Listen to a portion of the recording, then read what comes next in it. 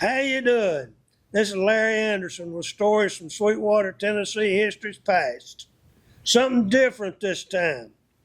For this celebration of Sweetwater's 150th year history, 4 men are missing. Were they here, they would have been large in these videos we've been making. These men taught me all about Sweetwater history, and all I had to do was sit and keep my mouth shut and listen. They've all passed on now to accept whatever rewards awaiting them, and I suspect the rewards were many. Joe Sherlin, David Cleveland, Billy Buster West, and Doug Heuer. We're thankful that about 10 years ago they were videoed talking about Sweetwater history. Now we're going to get to see and hear from them one more time. Joe Sherlin made it 98 years. World War II, Korean War, school teacher, superintendent of Sweetwater City Schools, and much, much more. I served as chairman of Sweetwater Schools with Joe as superintendent. When he was industrial recruiter, I was chairman of that committee. Joe knew the history of Sweetwater better than anyone else. Now we're going to listen to one of his stories. I thought I would try to cover the period between 1931 and maybe 43. Okay. Because I was born in 25, and by 31 I'd entered the first grade in a new school, Sweetwater Elementary School. I didn't know it was new, by the way. And I became aware of some things that were going on at age 6, but not many. But looking back over it and thinking about it during these past few days, Sweetwater was a city on the move, day and night, like no other time in the history of Sweetwater, I think, because most of the people didn't own cars. So they got to where they were going by walking, which meant that the 300 or 400 people that worked at the woolen mill would have to leave their homes and walk to work. And from as far away as Smith Street, as far away as the cemetery, they walked to work every day and back, rain, snow, sleet, whatever, without sidewalks, without paved roads in some areas. And they converged on Sweetwater from all areas. They would walk down Von Orr Road, they would walk up Highway 11, down Highway 11, wherever they had to come from. And as a matter of fact, a lot of people who live from the country or other places lived in boarding houses in Sweetwater in order to work here.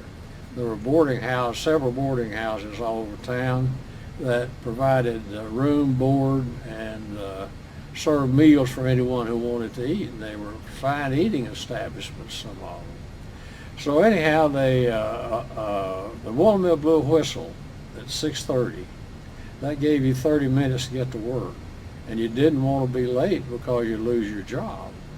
They need to have the money, so they all got ready to leave prior to 6:30. Then they blew another one at 20 minutes to work time. They called the 20, and if you lived up on McCassin Avenue and you heard the 20 blow, you better start hoofing it to the woolen mill.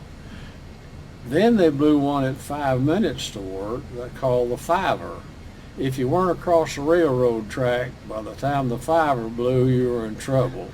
So you would see people running to get to work because they appreciated the jobs they had. So we had all those people moving, 200 or 300 of them, walking. They knew each other, they talked to each other. Some few had cars, and they drove their cars, but it was a community effort almost. And then at about 7:30, 8 o'clock in the morning, the children started walking to school because they didn't have buses in town. Most of the parents who had cars had to drive to work, so the children walked to school. But back in those days, we walked everywhere. So it was that helped meld the community together, I think. And then you had to walk to high school.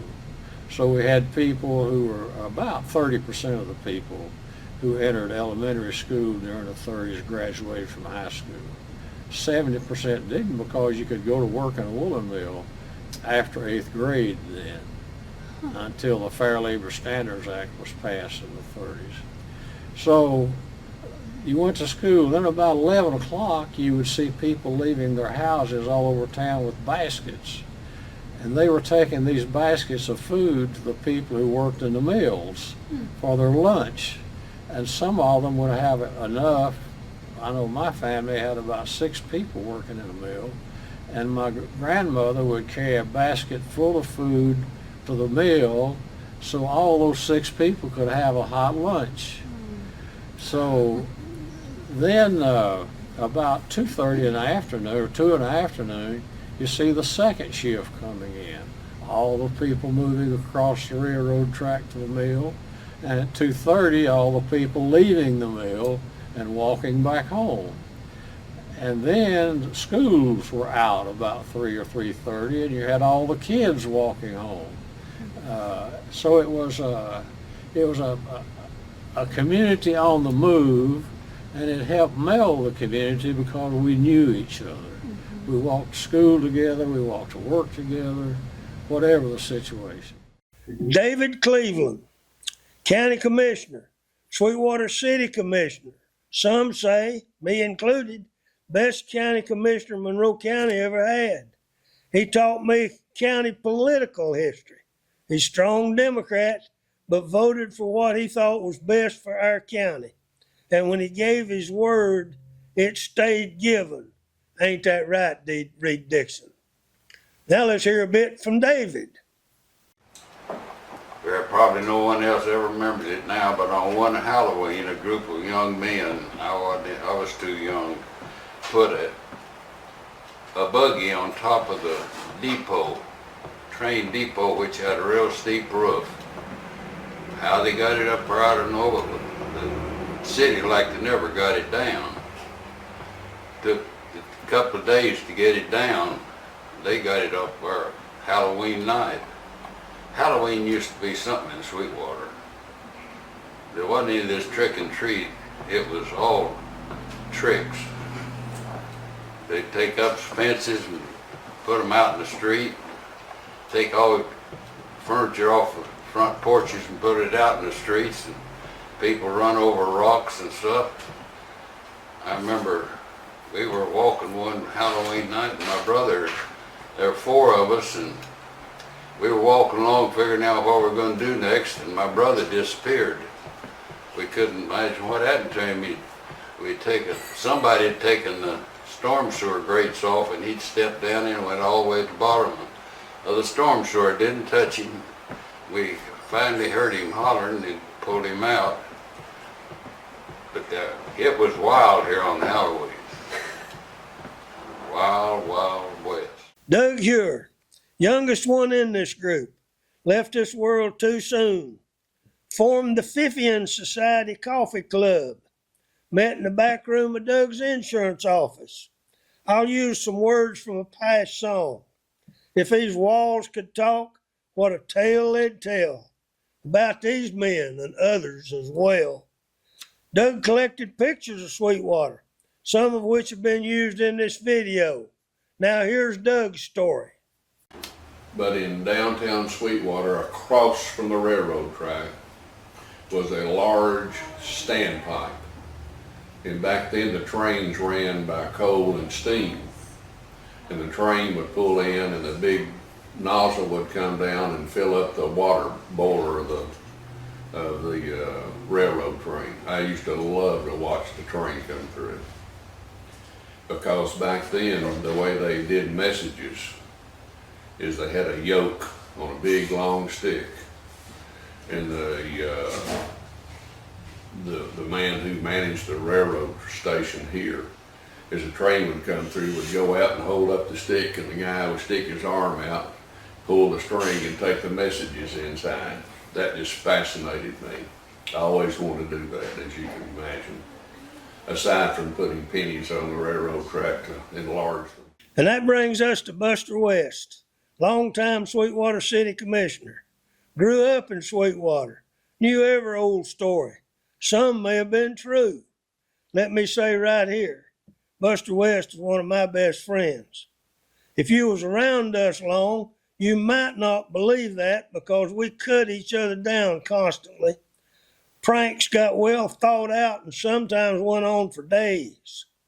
Buster oversaw the remodeling of our museum. Did a great job. If you've not been to see it, you ought to go. I'm telling you about Buster last because he'd have wanted to have been first. And I get to get his goat one more time. I miss him and the fun we had. Listen to him one more time. For a quarter, you could go down in town on Saturday. You could go across the railroad track to Gus Dixon, had a little streetcar over there, and you could get a bowl of chili for a dime. You could get a Coca-Cola for a nickel, was 15 cents, and you could go to the movie on Saturday, a double feature plus a cereal for 9 cents, and you had a penny left. And if you wanted a hot dog, you could get a hot dog for a nickel, a big Pepsi or a double cola back then for a nickel, and you could go to the show for 9 cents, and you could get you a box of popcorn for a nickel, and you'd still have a penny left. Them was what the people, I'd say, probably referred to as the good old days. Now you can't even buy a box of popcorn for $1 no more.